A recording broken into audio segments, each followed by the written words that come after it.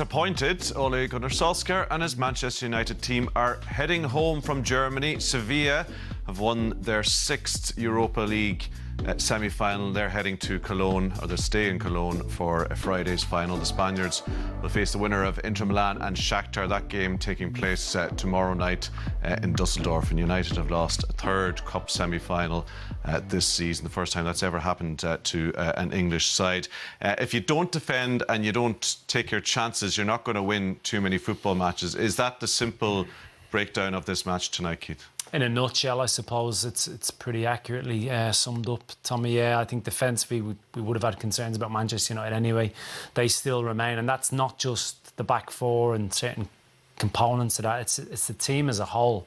You know, you've got to look at the midfield, and he mentioned it there in his interview about the recovery runs. With Fernandes and Pogba in midfield, unless you're absolutely dominating the game in possession, there's always going to be issues with those two defensively. I'm not so sure they can play together in a team when it becomes a game like basketball when it's going end to end, because Pogba's not interested in the defensive side of the game. And in terms of taking the chances, they certainly created enough that they should have scored more than the one they got. Are there, as Keith suggests, Brian, are there fundamental flaws in the way the team is set up that presented themselves in the goals they conceded? Well, the way it was set up, it's been the way it's been set up that's been successful for them since January, since Fernandes came in, and it has been very exciting. It was, 24 games tonight. Before tonight, they just lost one. They'd played some great football. People were being entertained. Manchester United supporters are saying, well, this is back to the style that we like. Adventure, attacking full backs, good young players up front with pace. So there are some risks involved in that, but I think Matic gives them more protection as the holding player than Fred does. I think Fred tried very hard tonight. But I think if you're going to play Fernandes and Pogba, there's a liability in Pogba that I think he knows danger is there, but he doesn't react to it quick enough in terms of sprinting to defensive positions. And Fernandes is in a more advanced position. So the 4 up front, and against some better teams, it's not always enough. I mean, they struggled against Lask, remember, who had lots of chances in the second leg. They were convincing winners in the first leg, United. But second leg, they struggled to beat them 2-1. And they struggled against Copenhagen, who had lots of opportunities also. So, you know, those defensive weaknesses, the goalkeeping issue was there also. But the full-backs tonight didn't do well enough. Well, exactly. So as we look at the winning goal then for Luke de Jong, I mean, Solskjaer's talking about, you know, failures elsewhere, recovery runs, midfielders, etc. But in that back four, several culprits, isn't that right? Yeah, I think, look, when you're looking at who's to blame, I think there's a little bit from most in this. Initially, it's Brandon Williams. Can you do more to stop the cross? I think it's an absolute yes. Then you look at Victor Lindelof and his positioning with Luke de Jong. So keep an eye on Luke de Jong in between Wan-Bissaka and Victor Lindelof. He doesn't do anything spectacular in terms of his movements. Lindelof doesn't know where he is. Wan-Bissaka most certainly should tuck in and narrow off, because he hasn't got a winger or an arriving midfielder to worry about. After this, Bruno Fernandes has a pop at Victor Lindelof, and he seems to be saying, like, it's nothing to do with me. Well, let me tell you, it is absolutely to do with. He should be picking up the centre forward. Right. That is his sole job in that scenario, where when you have an additional help, and that's where Wan-Bissaka should have come into the equation, but he didn't, and that's where it fell flat on its face. Like, looking at that last shot of it, particularly, Brian, we can see here Wan-Bissaka is literally looking at Luke de Jong, can see him. I mean, what's well, first he should have been telling, before the cross is coming in, he should be telling there's a man behind you. He's telling Lindelof, there's a bloke behind you, but he also should have went in and got goal side him, should have got shoulder on with him, that he wasn't able to get to the ball. I mean, he didn't have to jump and head it. It actually landed at his foot. He was able to guide it into the net without Wan-Bissaka making any type of challenge whatsoever. He'd nothing else to do, as Keith said. He'd no one behind him, no attacker behind him, no arriving midfielder. So it was no excuse for him in that situation. His mind probably just got tired late in the game. Switched off. Yeah, his mind got tired. For all that, lads, you know, the other end of the pitch, you know, over the 2 games, the Copenhagen game Monday and Sevilla tonight, United had 46 shots on goal, 21 of them on target, and yet in the 2 games they come out of it with just 2 penalties actually having gone into the net. Now, Brian, they met, you know, inspired keepers on both nights.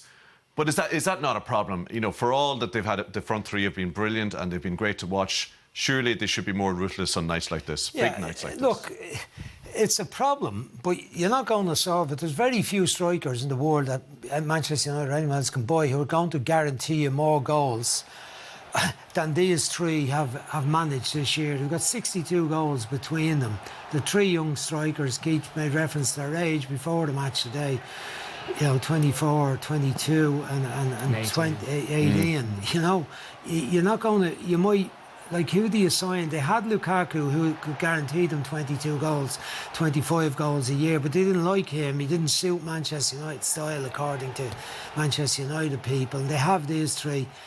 They got their chances tonight. It's a poor effort by Martial. It's the end of the season. A lot of games, 3 quick games in this competition. I felt they haven't looked sharp in any of those games. He actually looked at their best tonight, I would say. The goalkeeper was splendid, but if you were the manager of Sevilla, you'd been disappointed if he didn't save any of them, except this one. I thought that was the one they should have scored. That one. There was other efforts. And this was a crucial spell, wasn't it, Keith? Yeah, start of the second half. They came out of the trap so quickly, took the game to Sevilla, had them on the back foot. Sevilla couldn't get out, and they looked sharp. They looked like something was going to happen, and that lasted probably 10 minutes, 12 minutes tops, and then it kind of fizzled out. But going back to that front three, I'm big fans of them. I really am. And like, if you look at them as individual cases, Mason Greenwood has come from nowhere to become a phenomenal player that will only grow from his experiences this season. Martial's only really nailed down the centre forward position this year, so again, you would expect more from him next season. And Rashford, I think out of all of them, looks tired, he looks jaded, he really does, after the season that he's had and stop-start nature of it. I felt for him a little bit, because we're not seeing what he's really about. So the idea that United need a natural finisher is a myth. It's not necessarily borne out by the fact that they had 46 shots in the two games. I think I'm finding it hard to be too critical of the front three, because I felt they did a lot of good things. There wasn't that genuine, real sharpness that we will get after a little bit of a break. How long that's going to be, I'm not so sure. Did they shoot their bolt after that sort of concentrated spell of pressure, and a goal didn't come, and Lopetegui made 2 substitutions in the 56th minute that seemed to kind of steady the ship for them? Did Solskjaer get that whole management of the game wrong in terms of changes and substitutions? Because the front four have been so reliable this year, Adam Pogba, not so much Fred, that's been a key part of the team. He seemed reluctant to change any of them, even though it was obvious to us that some of them were tiring. Rashford has lost his nerve a little bit. He threw the head and banged the ball and got down on the ground because he didn't get a throw in, and the referee booked him. I thought he was gone a little bit, and he was there for substitution, but he didn't make any substitution until the 87th minute. Now, that was very late to try and turn a situation where the opposition had scored in 77 minutes,